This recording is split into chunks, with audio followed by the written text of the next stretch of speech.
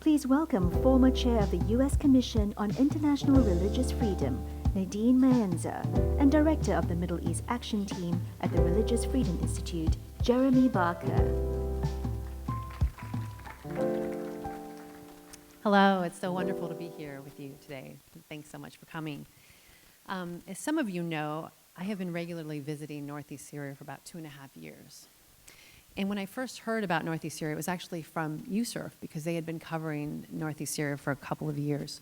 And I was able to go in 2019 and see it for myself.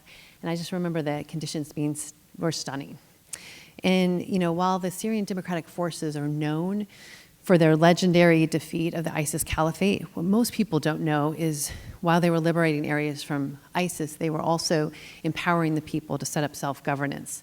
And this self-government, would become the autonomous administration of North and East Syria that really includes every ethnicity and religion in each of the communities, as well as, of course, 50% of the officials are women.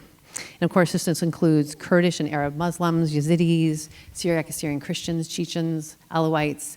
So there's a really rich diversity of religious communities in this part of Syria. And so the other thing that most people don't know is while they were building governance, they were also building civil society. And so they had a different track because the civil society had been annihilated by the Assad regime. And so to me, the real as we're looking and talking about religious freedom conditions around the world, it's important for us to look at the places where we've seen some success. And to me, the real success is the changes in the Arab areas, like Raqqa, that 3 years ago, or 6 years ago, were under the ISIS caliphate. And some of the other areas is just 3 years ago were under the caliphate. So in January of this year, I was able to go for a religious freedom convention and hear these panels from all people in Northeast Syria talking about how they rid extremism from their own communities. And it really was just absolutely fascinating. And as a follow-up to the conference in May, we were able to go in together to support an IRF roundtable that they ran themselves as a follow-up to the conference, and that they're going to start having regularly. But make no mistake, they have been doing these kind of things for a very long time, but they've been doing it at the lowest level, like the community level, bringing together ethnicities, religions, government officials. And so Jeremy here was able to go with me, and it was a lot of fun for me to watch him see the conditions and learn and kind of try to make sense of it all. And so Jeremy, I'd love to hear a little bit about your thoughts. Yeah, well, it was a privilege to go with you and to be there and see something that you obviously have talked passionately about, but to see it firsthand. And really, the conditions in Northeast Syria, it really represents so many of the challenges that we see across the region, but also the opportunity of what's possible. And when you look at the situation in Syria that's been affected by conflict in so many ways, and other places as well, it's obvious that in so many places, the current cultural and political system isn't working. Things are broken, and we don't really have to try too hard to make the case.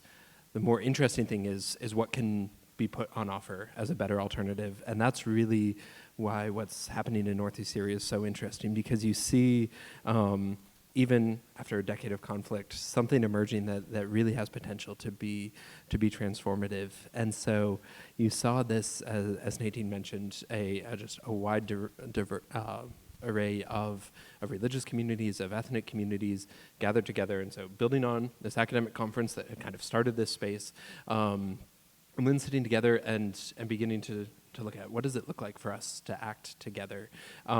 It wasn't a papering over of difference. Even in the course of 4 or 5 hours, there were sharp debates that came up over deep religious beliefs, over practical political things. Those differences still exist, but there was this deeply grounded sense of respect of how do we live together, and that was the first thing that really stood out. The second, from a number of our conversations, was the amount of personal responsibility that was taken by each aspect of the community, and especially the women, as you mentioned, really stood out in this of ways in which they were going door to door to see that needs were met, certainly humanitarian, but even to political, to social, to issues around domestic violence and protection of their communities. It wasn't waiting for someone else to come and help. There was this active sense of we're building something together, and it's up to us to do it. And that came through in just such an incredible way.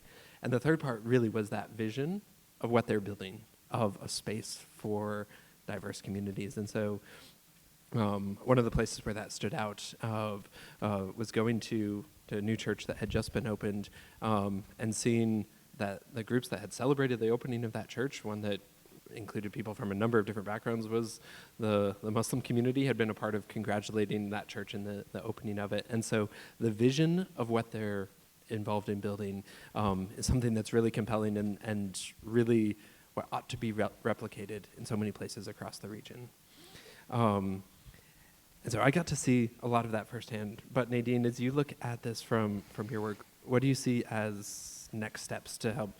This has been quite positive.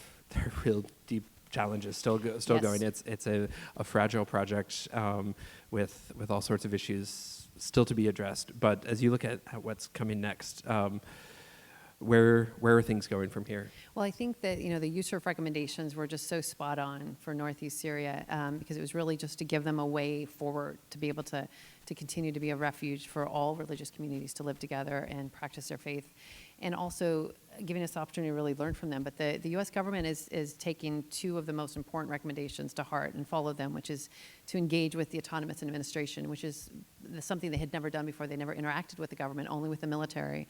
So now they're actually interacting with the government, providing, having communication, there's some support.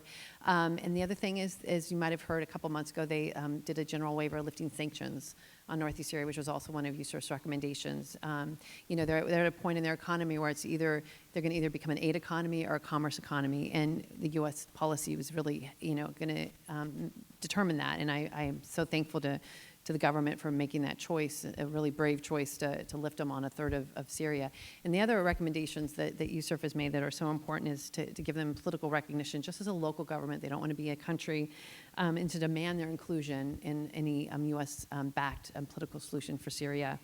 And, of course, exert pressure on Turkey to withdraw. Right now, there's a threat of another invasion and what that would mean, because in the areas that they've invaded, there's a lot of crimes, especially against religious minorities, and it brings instability. And so really, stability of the autonomous administration is actually the best counter-ISIS strategy that we have in Syria, because the only way we can really stop extremism is with governance, is to fill those, governance vacuums, right, with governance, and that's what they've done. So to continue to let them build and to be able to provide support, I'd love for them to learn more from others, and obviously we need to learn more from them, especially in the areas that were under the ISIS caliphate just 5 years ago.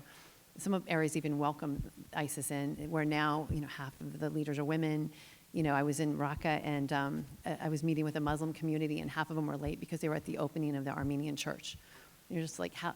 It was just all, like, I think at one point you said to me, it's all just kind of normal. It wasn't like a forced kind of sense that they're trying to make people live together and accept each other. It's just kind of, it's like they've decided that this is how they're going to live. Yeah, and there's certainly that political recognition. It highlights that these religious freedom concerns, it touches every aspect of living together. It's not merely freedom Right. to worship. It certainly starts there, but it extends into the economic development, the social, the cultural, the political. And so in all of those efforts that are still ongoing in Syria, what does the future of Syria look like? Is there a space for all of these communities to live together in a future Syria? And in nearly a third of the country, there's at least some fragile steps forward towards success. And so continuing to invest in that for the sake of Syria is vital. And it also represents, I think, an important model as we look at other conflict-affected states, where you have deep division.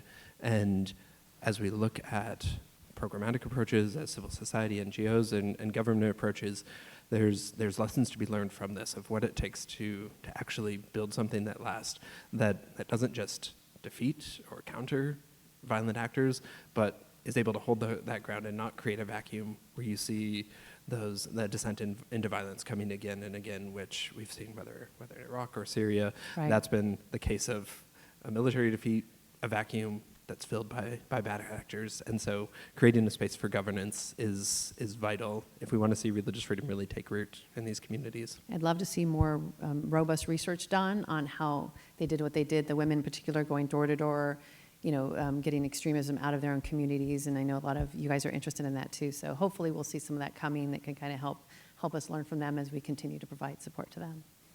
So, Fantastic. yeah. Thanks so much. Hey, thanks so much, guys.